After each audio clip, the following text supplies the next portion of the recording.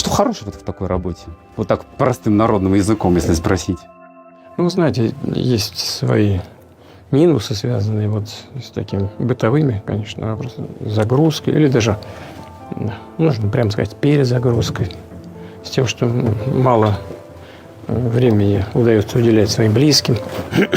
Но есть и вещи, которые это все компенсируют.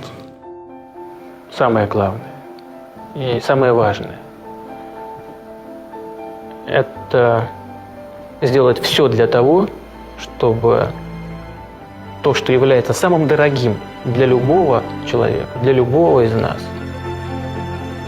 чтобы наша страна, наша Родина стала по-настоящему государством мощным, перспективным, чтобы мы все гордились тем, что мы граждане этой страны.